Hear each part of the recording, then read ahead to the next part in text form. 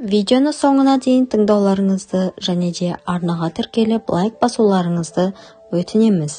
Балнұрдың бақыты 5 бөлім. Барлық қонақтар шығып кеткен соң, Әсет ақсақал орнынан тұрып сыртқа беттеді.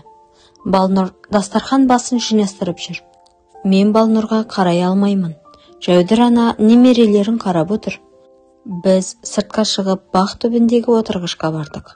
Әсет ақсақал бетін сипап, сақалын біраз талдағандай болып, сәл ойланды да, өкімет бізді қысып жатыр. Ораздың сүйегі жерленіп болған кеште 5 адам келді. Сұрақтың үстіне алды. Өз әкімшіліктеріне апарып та көп сұрақ қойды. Ораз соғыс болып жатқан мемлекетте не істеп жүрді? Сол жерден қалай алып келдіңдер? Қанша ақшаларың бар? Қазақстан өкіметіне қандай қастандық ойлап жүрсіңдер? Қару-жарақ тасыды ма? Үйде қару бар ма? Оразды сол жаққа апарған ұжым қандай? Деген тағы да көптеген мың сұрақ қойып, үйді тінтіп мазамызды алып жүр. Енді Балнұрды жұмысынан шығармақ. Оны біздегі арман сұраққа көп ала береді. 2 күннің бірінде алып кетіп, 5-6 сағатқа ұстап әкеліп тастайды. Бейшара келінімнің басы шарадай болды. Соңғы кездері түнде шошып оянып жылайтын болды. Оны апарған жерде қорқыта ма, қинай ма білмеймін. Өткен жолы беті қызарып, ерні жарылып келді. Үлкен қыз бен ұлды да неше мәрте барып шошып келді. Олардың да жүйкесі тозды. Қыз жылай береді. Оқуларына бара алама жоқ па ол уайым. Ауыздарыңды ашпаңдар, ел сұраса осылай деп айтыңдар, былай деп айтыңдар дейді. Нәзір, ас бермеңдер деп кеткен, не істерімді білмей отырмын. Қырқын атқармасақ ел не дейді? Атқарсақ өкімет не дейді? Бізді қойшы, келінге ересек балаларға зияны тиетін болды, деді ақсақал күңіренген дауыспен. Бірақ мен де, әкем де басқа әңгіме күткенбіз. Мына әңгімеге не дерімізді білмей қалдық. Әкемнің басы салбырап ойға батып отыр. Мен мән-жайды толық түсіндім де. Ақсақал, мен түсіндім. Кімге жолығу керек екенін білемін. Алдымен бүгін, ертең сол адаммен жолығайын. Сосын сізге не істеу керек екенін айтамын, дедім. Әсет ақсақал иегі кемсеңдеп, көзі жасқа толып, басын изеді. Мен асығыс жолға шықтым. Жолығатын адамға жолығып, Ораздың қырқын атқарып алуымызға рұқсатты әрең алдым. Нәзірде өкімет адамдарынан тіпті 10 шақтысы жүрді. Тыныш қана атқарылып, ел тарқады. Біз де соңына дейін болысып, жинасып, үйге қайтпақшы болып едім. Әсет ақсақал мені шақырып, балам, саған рахмет деді. Әке, рахмет айтатын нәрсе емес. Сіздер мықты болыңыздар. Өкімет адамдары біраз мазаларыңызды алады. Сіз түсініп отырған боларсыз дедім. Ақсақал басын иді. Оларды келгізбеуге болмаса, сұрақ алғызбауға менің шамам жетпейді дедім. Түсінемін, деді қария. Орнымнан тұра беріп едім. Кентай-ау, саған берген қойын дәптерінде жұмысы туралы жазып па? Деді күңіренген дауыспен. Жоқ, әке, ол қойын дәптері жан сыры екен дедім. Ақсақал ойлы көзбен қабағы дірілдеп терең күрсінді. Қаласаңыз сізге берейін, өзіңіз оқыңыз дедім. Жоқ, балам, ұлым сенімен бөлісті, ол саған айтылған сыр деді. Мен, Ораз, сіздерді маған аманаттапты деп айта алмадым. Қария үмітпен тағы бірдеңе айтама деп қарап отыр.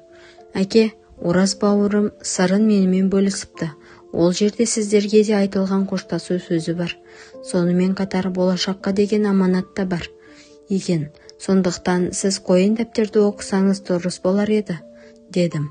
Қария жерге қарап үнсіз ойланып қалды. Мен орнымнан тұрып кетуге ыңғайланғанда, балам, Ораз бізбен көзбе-көз қоштасып соңғы сөзін айтып кетті. Ал ұлымның нені аманаттағанын жақсы білемін.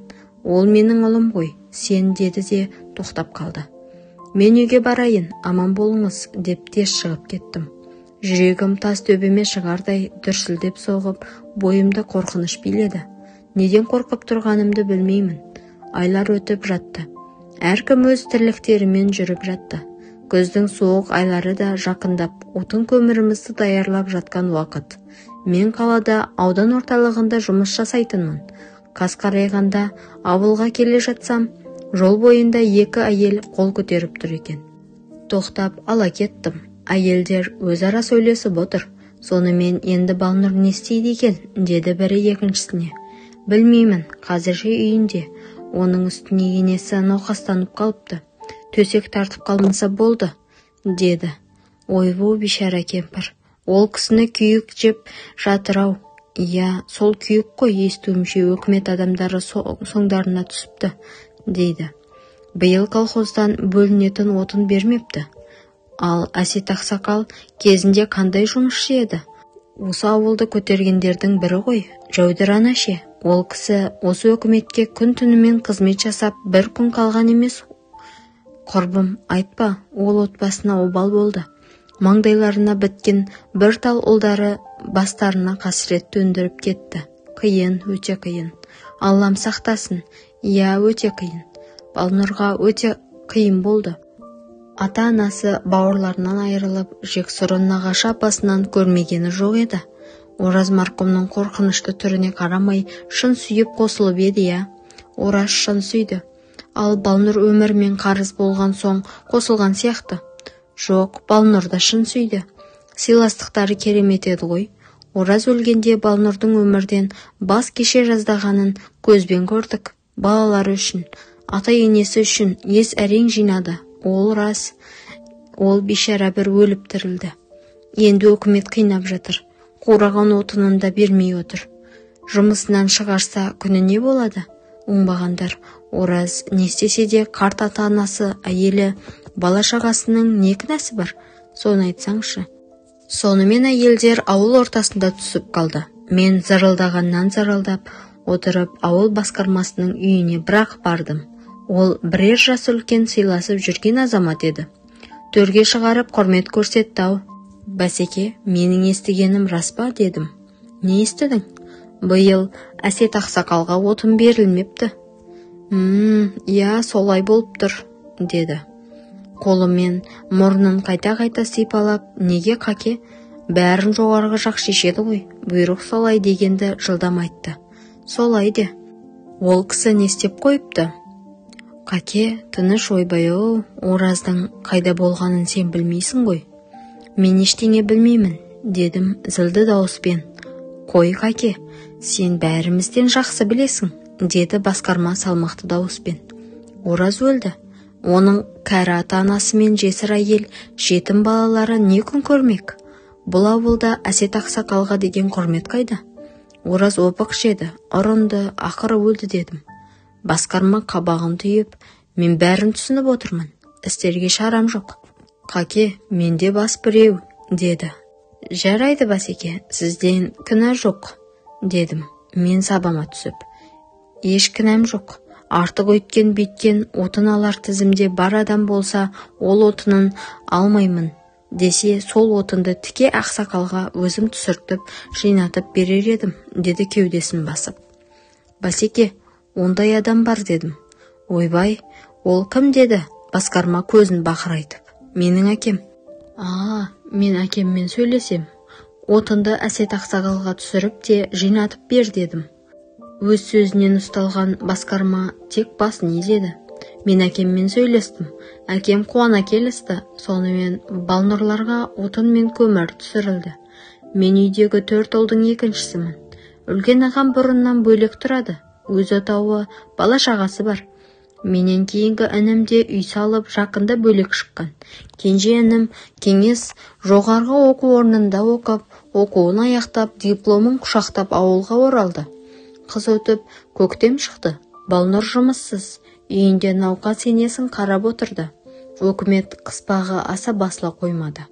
Студент балалар да ауылға келсе үйден шықпайды.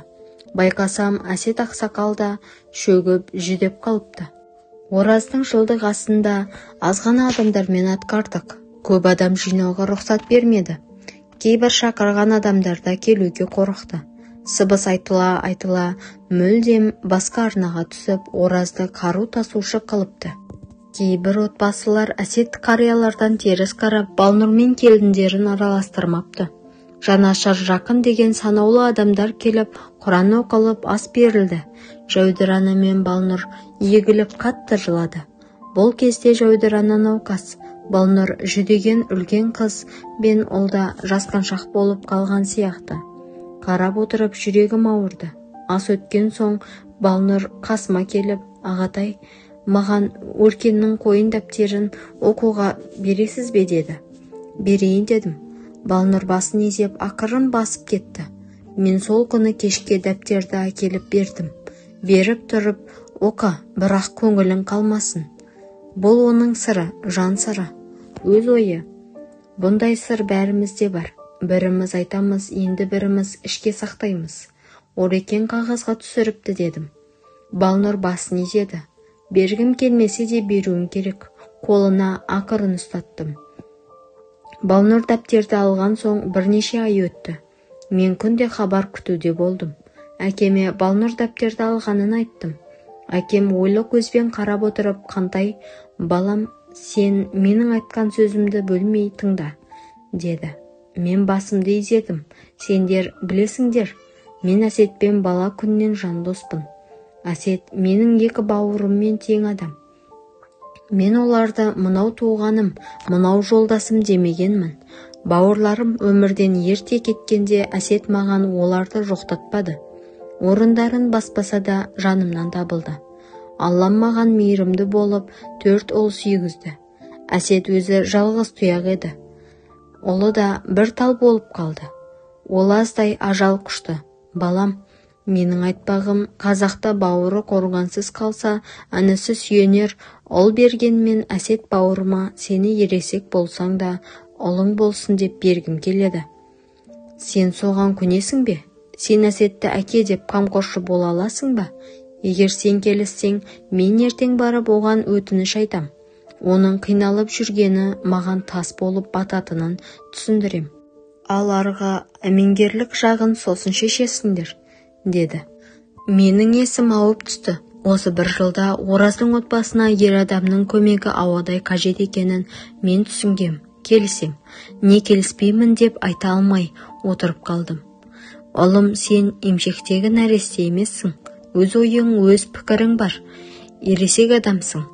Менің тәрбиемді, көрегенділігімді талай біліп көріп жүрсің. Қазақ атам емшектегі шақалақты да қу бауыры үшін құрбан еткен. Аллаға шүкір, Әсет жалғыз емес, тек оларға қорғаушы керек. Қанша ересек болды десе де, студент балалар өмірден қорқып қалды. Оларға ақылшы керек. Ана ұсақ балаларға да әке керек. Олардан бұрын Әсет пен Жәудірге тіреуіш керек. Мен Әсетке ұлымды бердім десем, ол сенен бас тартпайды. Ал ол өзі менен бала сұрамайды. Жәудір мен Балнұрға жас балаларынан басқа ешкім керек емес.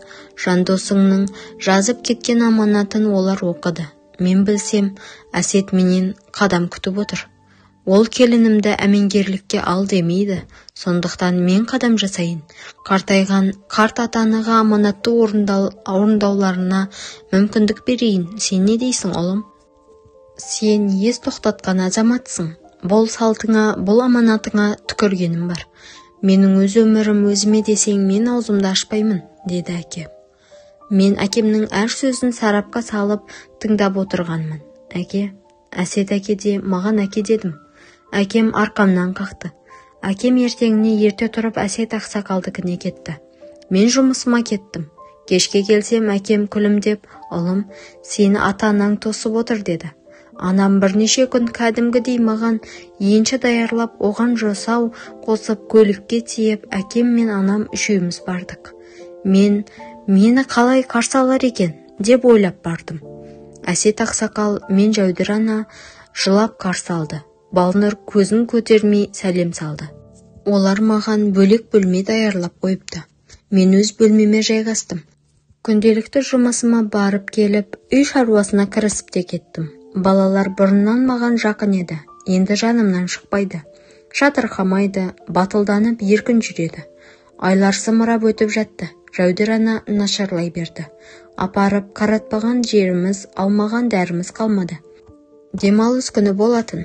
Мен қора жақта шаруамен жүргенмін. Балнұр жақындап келіп, қақош, ол мені осы үйге келгеннен осылай айтады. Сені апам шақырып жатыр, деді. Мен бұл үйге келгеніме жарты жыл болған.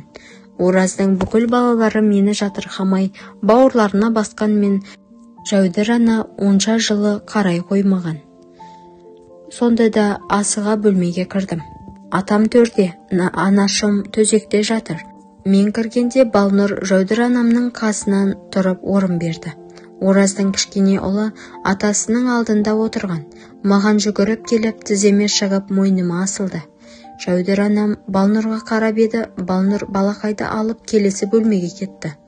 Жәудір анам маған мұңды көзімен қарап, балам, сен мені кешір. Мына мен аналық жүрегіммен ұлымның жан ұясын сенен қызғанамын деп, ұлымның аманатын орындатқызбай дертке шалдықтым. Сені туған әкең, бұл енді сендердің ұлдарың. Еті сендердікі, сүйегі менікі деп даналық жасаса да, мен көнбедім.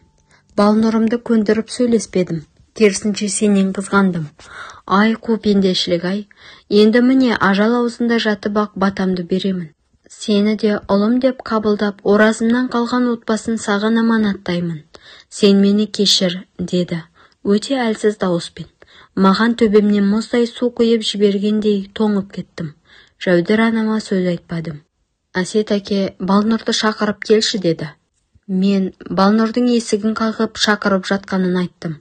Балнұр көзін көтермей баяу басып бөлмеге кірді. Балаларым, сендер менің көзімнің тірісінде бас қосыңдар. Мен соны қалаймын. О жаққа барғанда оразыма аманатыңды орындадым деп барамын, деді Жәудір ана әлсіз дауыспен.